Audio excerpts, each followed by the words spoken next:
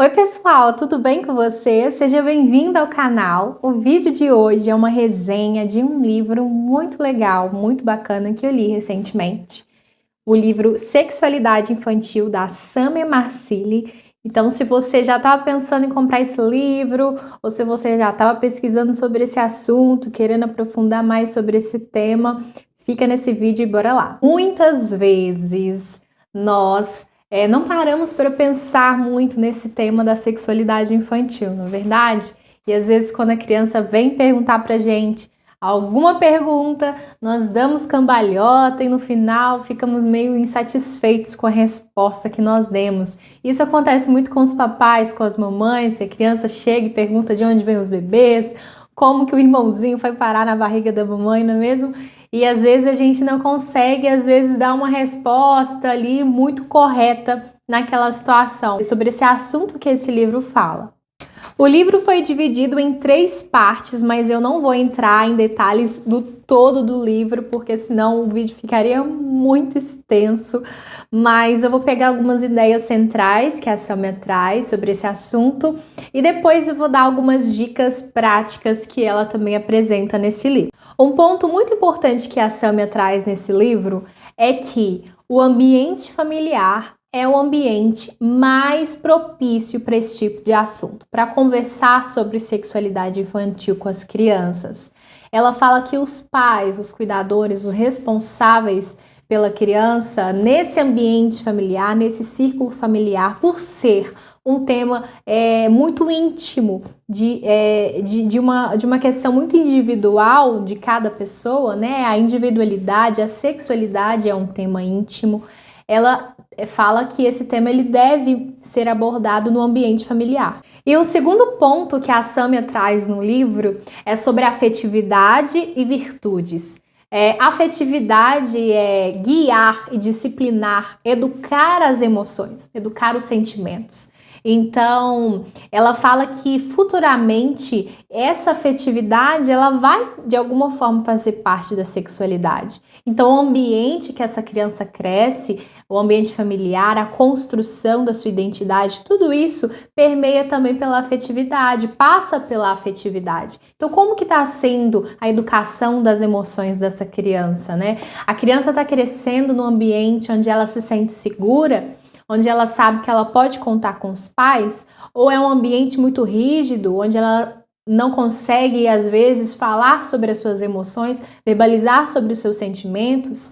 Existe troca entre ela e entre os pais, entre ela e os cuidadores, e ela fala muito sobre isso, sobre essa afetividade, sobre a construção dessa afetividade e a educação dessas emoções no ambiente familiar. E por que educar os afetos? Né? Ela fala dessa importância de modular os afetos. Ela fala que modulando os afetos ali na infância, desde quando a criança é pequenininha, ela começa a ordenar os seus sentimentos, organizar as suas emoções e começar a não se tornar refém dos sentimentos, né? Então, esse equilíbrio emocional ajuda também na formação da inteligência e da vontade das crianças. Então, uma das melhores formas de ensinar as crianças é nós mesmos termos equilíbrio. Ela fala muito sobre isso, que nós precisamos ser exemplos desse equilíbrio emocional. Como que nós vamos ensinar uma criança para que ela tenha mais paciência, para que ela saiba esperar, para que ela saiba negar algumas vontades que não podem ser realizadas naquele momento? Fazendo isso para ela, mostrando isso, sendo exemplo. A gente sabe que as crianças, elas aprendem muito olhando tudo ao seu redor e percebendo o que as pessoas à sua volta estão fazendo.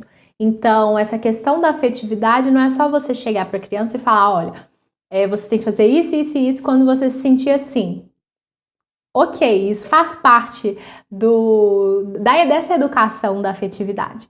Mas além disso, né, além de falar e de dar as orientações, nós precisamos também ser exemplos para essas crianças. Um outro ponto que eu achei muito pertinente trazer para esse vídeo, ela fala sobre as virtudes, né? Duas virtudes ela cita no livro, virtudes que ela diz que é muito importante ser desenvolvidas na infância, fazer com que a criança desenvolva essas virtudes para que quando ela for lidar com a sexualidade em si, quando ela for adulta, ela vai lidar com esse tema da sexualidade de uma forma mais saudável. E eu tô abrindo um parêntese aqui, falando que a Sam é católica, então todo o livro dela tem uma cosmovisão, é baseada na sua cosmovisão, ou seja, na sua fé. Eu sou cristã protestante, existem alguns pontos aqui no livro que eu não concordo, mas eu só queria abrir esse parêntese aqui, porque às vezes a sua religião, dependendo da sua religião, você não vai concordar com alguns pontos. Mas enfim, a Sâmia fala sobre as virtudes e duas virtudes que ela traz, uma virtude muito legal que ela traz, que ela fala que é importante trabalhar com as crianças, é a virtude da fortaleza, né? Ou seja, é uma virtude que nos ajuda a resistir às tentações e a superar os obstáculos da vida. Então ela fala que de alguma forma essa virtude da fortaleza ela está correlacionada ao assunto da sexualidade. Então a criança tendo essa virtude da fortaleza, ela vai saber lidar com os próprios medos, suportar provocações, perseguições e conseguirá aceitar com mais fervor a questão de sacrifícios e renúncias. E uma outra virtude que a Sâmia traz é a temperança, a virtude da temperança, né? Essa virtude que modera as atrações pelos prazeres e procura um equilíbrio, né? Com relação aos bens materiais, com relação à comida, com relação ao consumo e com relação a sexualidade também. Ela fala que a virtude da temperança, ela tem muita relação com o assunto da sexualidade. Então, a virtude da temperança é a virtude que nos ajuda a lidar com os instintos, com todos os instintos, sejam sexuais, sejam instintos no quesito de comida, no quesito qualquer instinto que a gente lida na pele, né, como seres humanos. Ela fala que a virtude da temperança, ela vai trazer esse equilíbrio.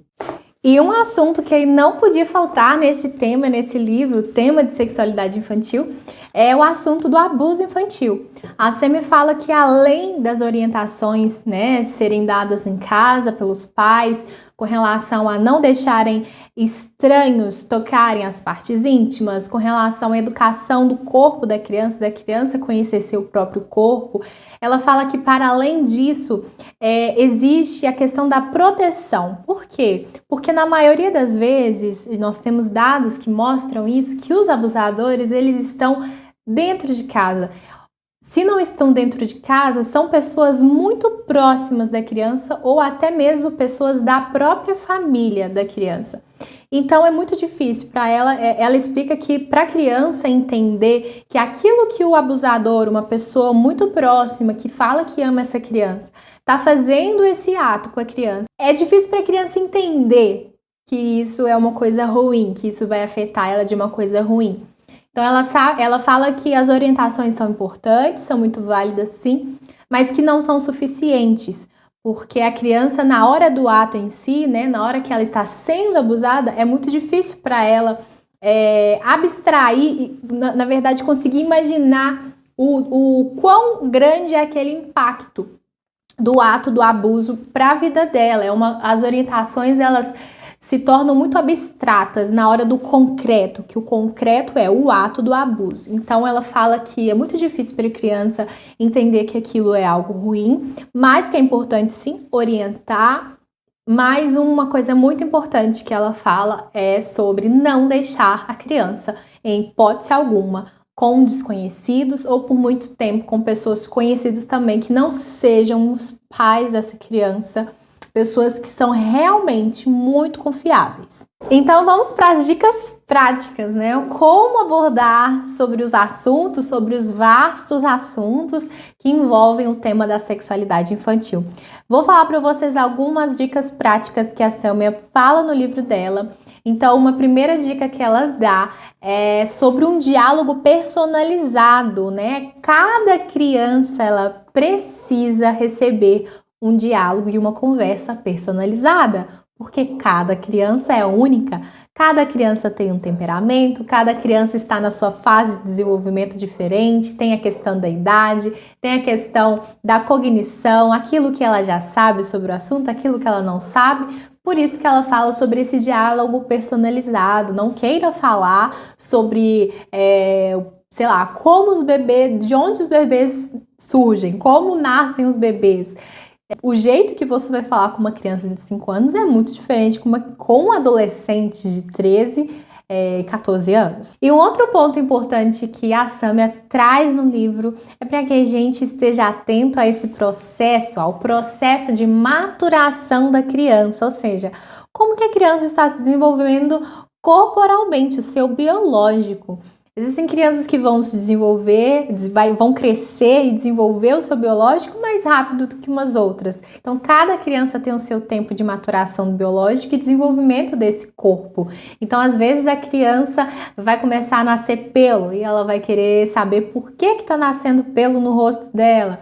Enfim, uma menina, por que o seio está crescendo, ela vai querer saber. Então, de acordo com o corpo da criança, como o corpo da criança está se desenvolvendo, vão surgindo também essas curiosidades. Então, por isso que às vezes você nem precisa falar sobre tal assunto com uma criança, porque ela não despertou curiosidade sobre aquele assunto, porque o corpo dela ainda não está mudando, mas em comparação ao adolescente, às vezes vão surgir curiosidades sobre as mudanças corporais que estão acontecendo com relação à primeira menstruação.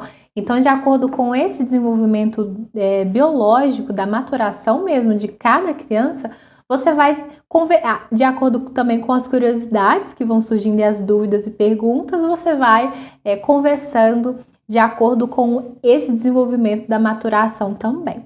Um outro ponto super importante que eu já falei, mas eu vou falar de novo, que ela fala muito, na verdade, nesse livro, que é sobre as informações da sexualidade. As informações, né, sobre esse tema de sexualidade, elas devem ser fornecidas nesse contexto familiar, ou seja, esse contexto de amor, esse contexto familiar que leva sempre em consideração que o ser humano ele não é só um corpo, mas ele é um ser espiritual. Então, sempre levando em consideração essa perspectiva que é o ser humano, na perspectiva de que o ser humano não é apenas o físico, não é apenas o biológico e o natural, mas ele é algo que é eterno, é um ser espiritual e que contém uma alma eterna.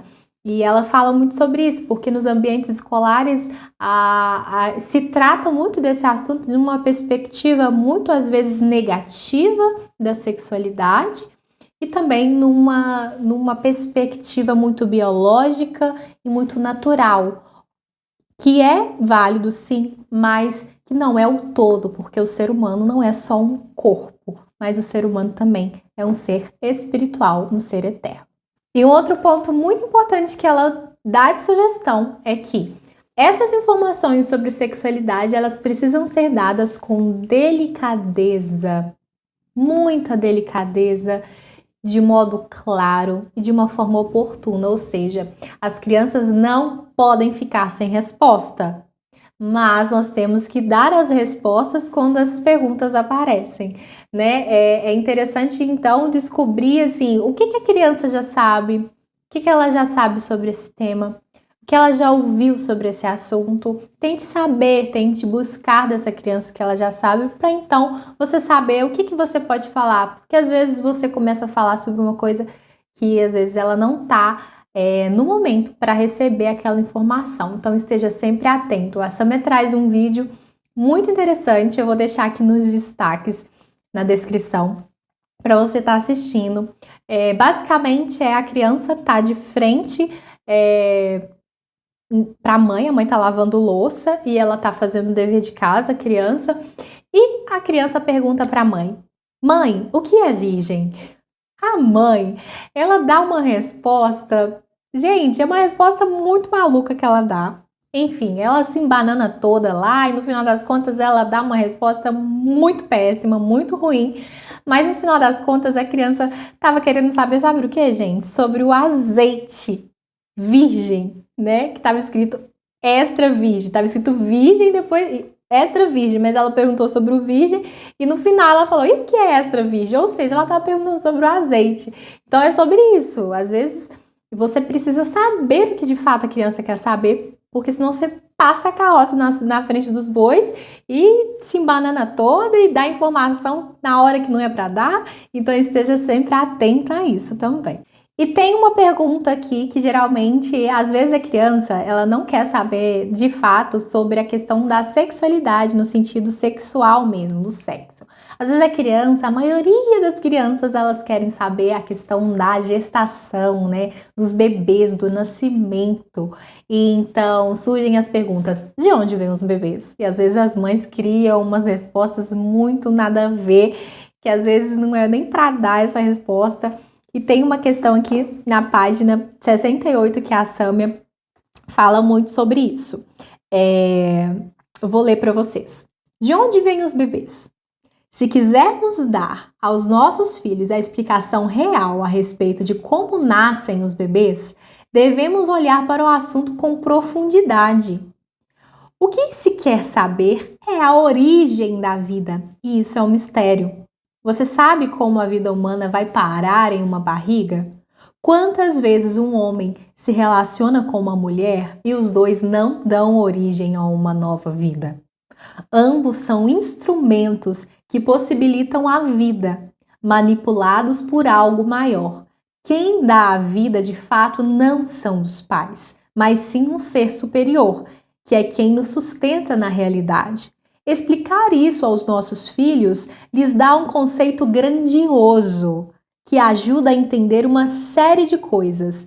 Casos de estupro, por exemplo, ou qualquer caso de crianças adotadas, cujos pais não são os pais biológicos que a geraram. Ninguém, ou seja, ninguém nasce sem ter sido quisto e amado, e por isso temos responsabilidade quanto às nossas vidas, Ou seja, a questão de onde nascem os bebês é um mistério, é algo profundo. Então, quando a gente responde essa pergunta, a gente não deve ser uma resposta muito vaga, muito objetiva, e é assim, mas assim. A gente precisa dar uma resposta de acordo com esse assunto, né? De onde surge a vida. É Deus quem dá a vida. É Deus quem fornece a vida para todos nós. Então, ela fala muito sobre isso, né? Dessa questão de quantos pais, quantos casais têm relação, não geram uma vida. E no final das contas, a gente sabe que é Deus que sustenta tudo isso. Que é Deus que dá a vida, é Deus que gera a vida. E se é Deus que gera a vida, isso faz a criança se sentir tão amada e especial, porque ela sabe que no milhões de espermatozoides que poderiam ter sido escolhidos, Deus escolheu aquele lá que formou quem ela é, com as características que ela tem, com o temperamento que ela tem. Isso é uma coisa muito profunda, gente. Não é algo tão raso quanto a gente tem escutado por aí nas escolas. Então, de onde nascem os bebês? Gente, essa resposta, ela precisa ser respondida de uma forma profunda. Então é isso, pessoal. Espero muito que vocês tenham gostado da resenha desse livro. Eu quis muito trazer a resenha desse livro porque foi um livro que ampliou muito o meu olhar sobre esse tema. E eu espero que vocês tenham gostado. Comprem o livro, vou deixar também o link aqui para vocês estarem comprando, para vocês estarem lendo também, porque tem muita coisa que eu não falei aqui nesse vídeo, porque senão ia ficar muito extenso. E é isso, gente. Espero que vocês tenham gostado do vídeo. Comenta aqui embaixo se você gostou, o que você achou, se ficou alguma dúvida. Compartilhe com as pessoas que você conhece. Se inscreva no canal para não perder os próximos vídeos que virão, tá bom? Um beijo, queridos. Até mais!